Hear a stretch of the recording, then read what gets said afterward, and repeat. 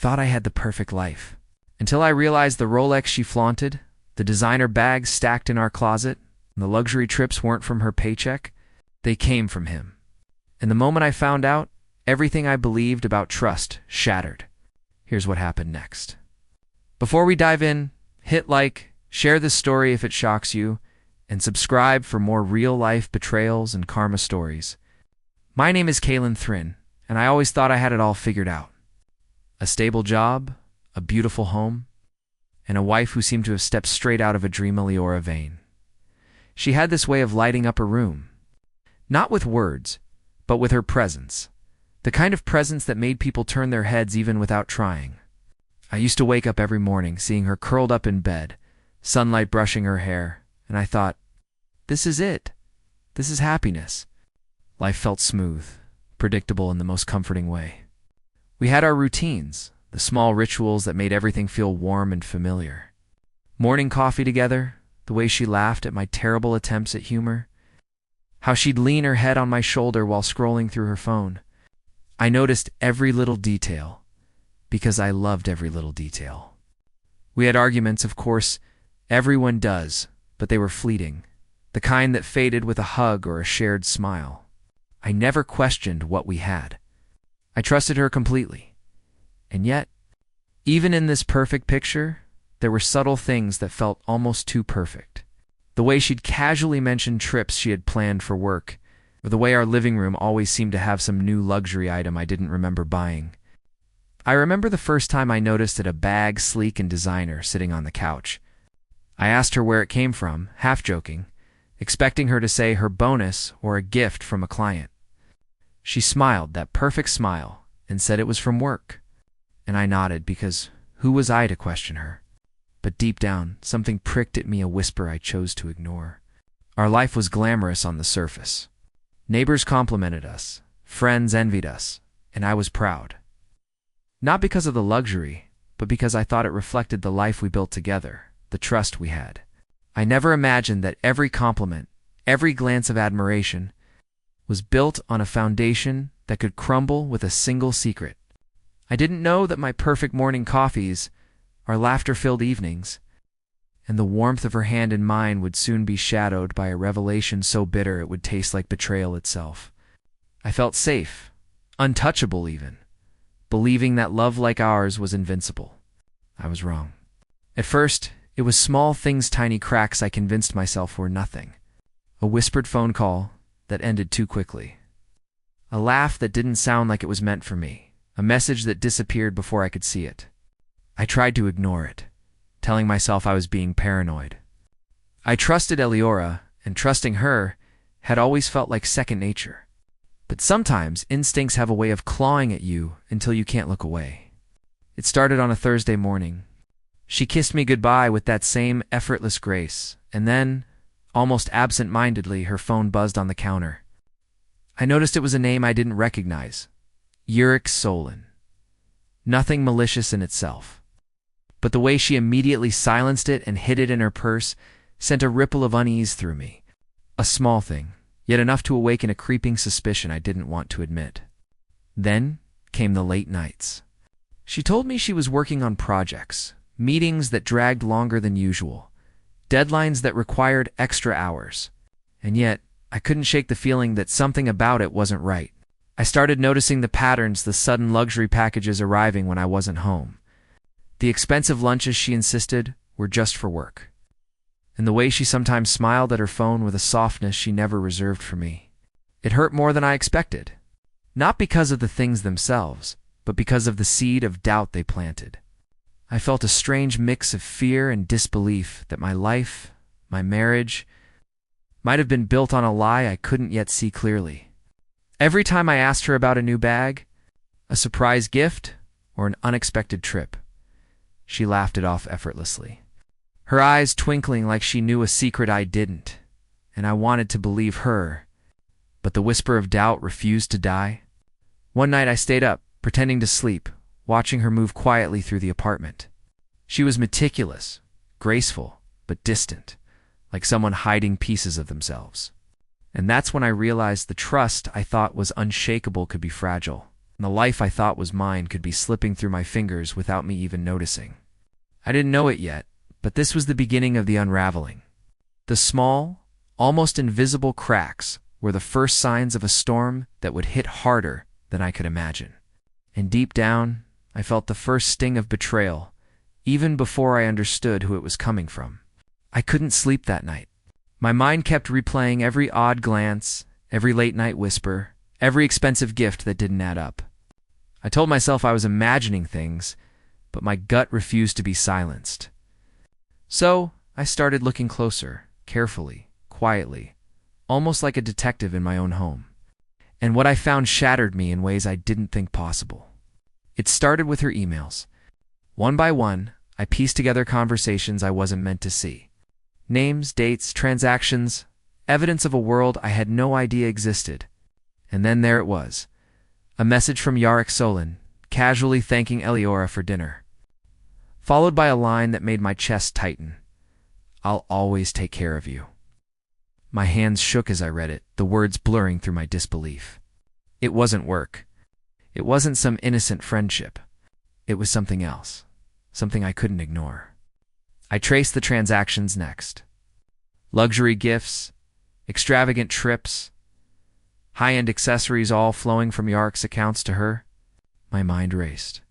Every birthday, every anniversary, every little surprise she had ever shown me suddenly had a shadow behind it. And the most painful part? She had smiled at me the entire time, pretending, keeping me in the dark while she indulged in this hidden life. I confronted the receipts, the emails, the evidence of betrayal, and finally, I understood. The Rolex she bragged about wasn't hers. The designer bag she claimed was from a client. Lies, the trip to the mountains, she said, was work-related.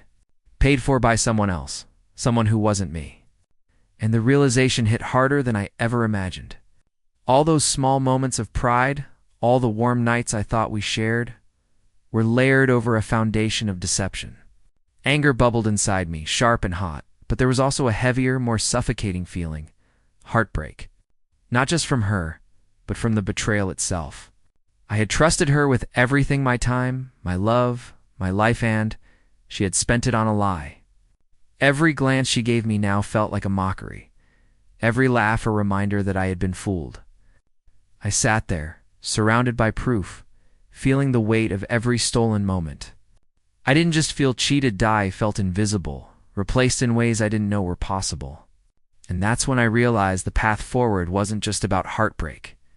It was about truth, about exposing what had been hidden, about letting karma take its course. The calm, rational part of me knew this was just the beginning. Beneath the shock and rage, a spark of determination ignited. I wasn't going to let this betrayal define me. I had to act. And when I did, the consequences would be more powerful than anything I could imagine. The next morning, I couldn't pretend anymore. I walked into the living room, every step heavy with the knowledge I now carried, and saw her sitting there, sipping coffee like nothing had changed. Eliora, beautiful, graceful, untouchable, or at least that's what she wanted me to think. My chest burned with a mix of betrayal and anger, and I knew this confrontation couldn't be gentle. Not now, not after what I had discovered. "Eliora," I said, my voice calm but edged with something she didn't recognize. She looked up, surprised, her smile faltering slightly. "We need to talk." I placed the folder of evidence I had collected on the table, emails, receipts, transaction screenshots. She blinked at it, then laughed, nervously, a laugh that didn't reach her eyes. "I don't know what this is about," she said, trying to maintain composure.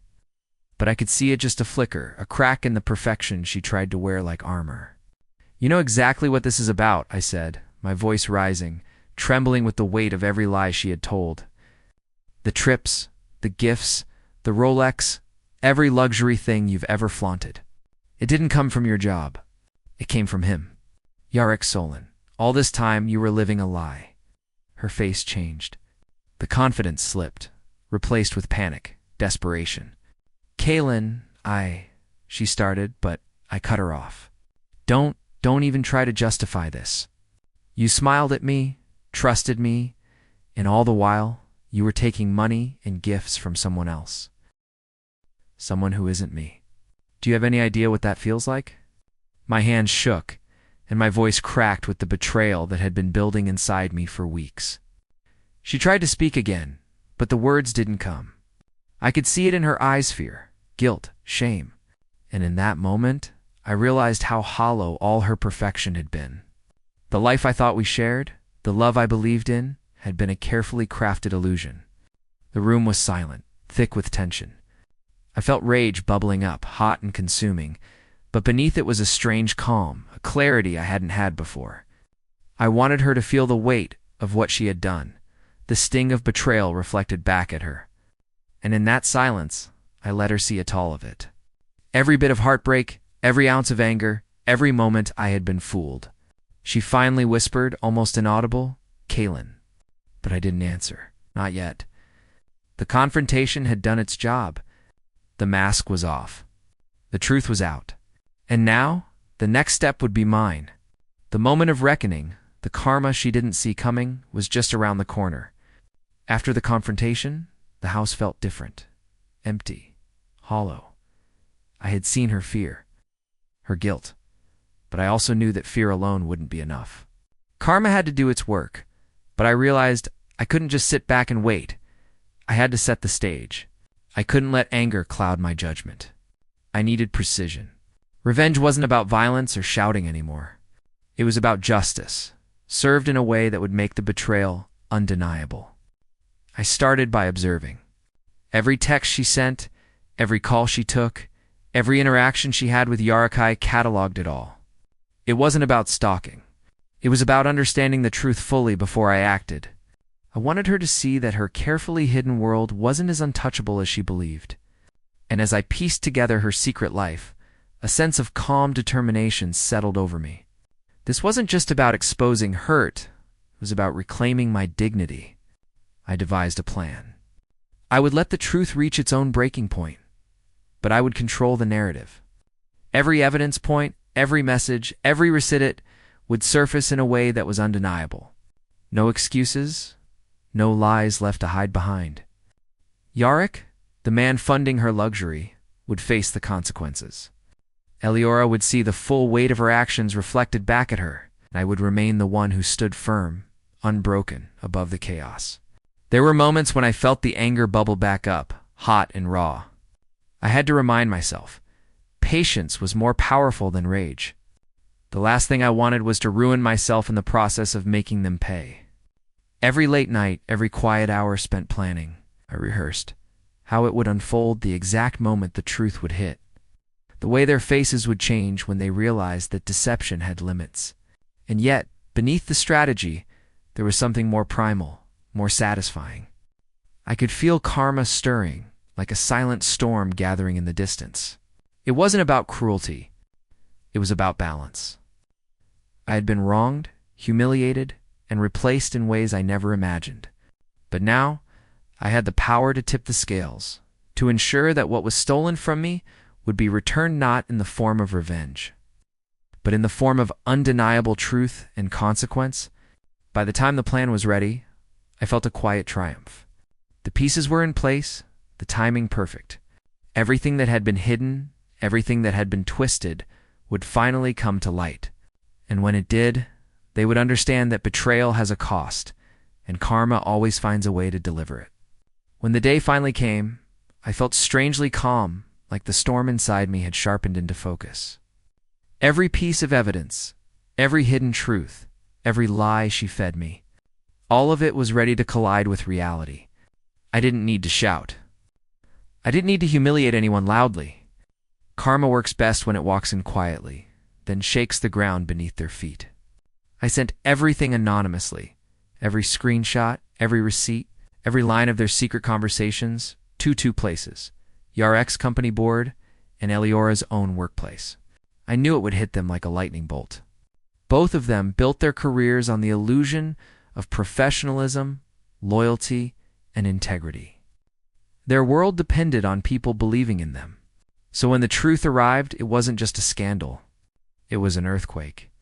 I remember sitting on the couch when Eliora burst through the door, her face pale, her hands trembling. She wasn't angry. She was terrified. "Kaylin, they know everything. Someone exposed it all. I watched her crumble, the confidence she once carried, stripped away in seconds. It hit her that the life she built on lies was collapsing in front of her. Her job suspended her. Her co-workers whispered. Her boss demanded explanations she didn't have. And she knew without me saying a word that I had finally seen her for who she truly was. But karma didn't stop there. Yarrick wasn't spared either. The company he worked for, a strict elite image-obsessed, launched an internal investigation. His position, his reputation, the authority he flaunted, all of it became dust in an instant. He lost his role, his credibility, his carefully polished persona, and I didn't lift a finger beyond revealing the truth. That was the beauty of it. Karma did the rest. Eleora collapsed onto the floor, crying, begging for forgiveness, blaming stress, blaming loneliness, blaming everything except the choices she made. I listened, not with anger, but with clarity. I wasn't the man she betrayed anymore. I was the man who had finally stepped out of the shadow of her lies. In that moment, I realized something powerful. Revenge hadn't consumed me, truth had freed me. And as she wept, broken under the weight of her own actions, I felt something unexpected. Not satisfaction in her misery, but a deep understanding that karma had found its path, swift and precise. Everything she hid, everything she protected so fiercely, had become the very thing that destroyed her. And for the first time in a long time, I felt the air around me lighten. Like I had finally stepped out of a prison I didn't even know I was in. In the quiet that followed the storm, I finally felt a sense of clarity I hadn't known in months. The chaos of betrayal, the rush of anger, sting of heartbreak, they were still there, lingering like shadows, but they no longer controlled me. Eleora's secrets had unraveled. Eureka's deceit had been exposed. And the world I thought I knew had shifted irreversibly. But through all of it, one thing became painfully, beautifully clear. The truth has a way of rising, no matter how deeply it's buried. I walked through the empty rooms of my apartment, noticing every detail, every memory, and for the first time I allowed myself to separate the good from the illusion. The mornings we laughed, the quiet moments we shared. The love I thought we had, those had been real in their own way, but they had been overshadowed by the betrayal. And yet, I realized I didn't have to carry the weight of her lies anymore. I didn't have to be the man who was fooled, the man who suffered silently while someone else profited from my trust. I began to rebuild not just the life around me, but the life inside me. Trust, once broken, is hard to repair, but self-respect and clarity are even stronger. I focused on the people who mattered, on the things I could control, and on the future I wanted to create for myself. The luxury, the appearances, the empty gestures, all of it meant nothing without honesty. And now, honesty was finally mine to claim. Eleora reached out a few times, pleading for forgiveness, explaining, begging. I listened, silently, and in those moments, I understood something crucial. Some lessons are only learned through the weight of consequences. Karma, I realized, isn't about revenge, it's about balance. She had chosen her path, and now she would walk it. I no longer needed to push her down or fight her battles. The universe had done that in its own precise, perfect way. I also understood that forgiveness isn't always for others, it's for you. Letting go of the anger, the desire to see them punished further, freed me. I could finally breathe, laugh, and plan my life without the chains of betrayal dragging behind me. And as I stepped into that new chapter, I felt a quiet, almost sacred satisfaction. The life I deserved wasn't built on lies, luxury, or deception. It was built on truth, strength, and resilience. So here I am, standing tall, unbroken, and wiser. Betrayal tested me, but it didn't define me. Karma revealed itself, harsh and inevitable, and I survived it with dignity. To anyone watching, remember this: trust wisely, value yourself, and never forget that truth has a way of finding its mark always.